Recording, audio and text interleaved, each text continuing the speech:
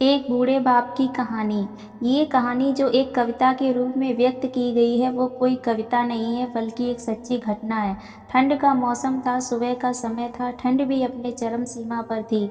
मैं आज जब कॉलेज जा रहा था तो मैंने एक बूढ़े आदमी को देखा जो कि ठंड से ठिठुरकर रोड पर एक किनारे काँप रहा था।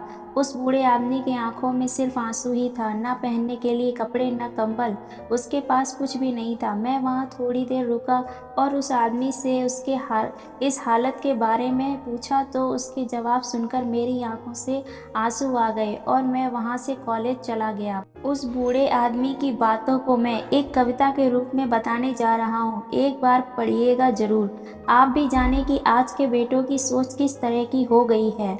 आज फिर से इंसानियत को मरते देखा है, जब एक बूढ़े बाप को ठंड में रोड पर ठिठुरते देखा है। न जाने कैसे छोड़ देते हैं लोग अपने माँ बाप को। आज फिर एक ज़िंदगी को बेदर्दी से मरते देखा है। उसकी आंखों में आंसू थे, चेहरे पर एक चाहत थी। इतनी मुश्किल में भी उसके चेहरे पर एक छोटी सी मुस्कुराहट थी। बहुत बुरा लग रहा था मुझे, न जाने क्यों मन में एक बेचैनी थी। मेरे पास कुछ भी ना था देने को, लेकिन फिर भी उसको कुछ भेंट देनी थी।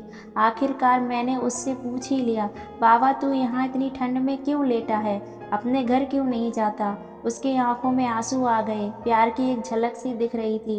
वह बोला, बेटा तेरे जैसे ही मेरा भी एक बेटा है जिसको मैंने पलकों पर बिठाया था।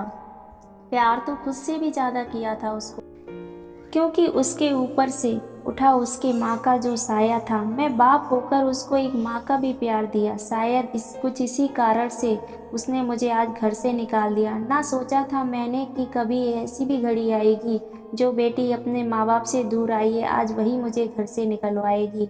मैंने बेटे को बहुत समझाया, अपने किए हर प्यार को बताया था, पर बेटे के मन में एक अंधकार सा छाया था।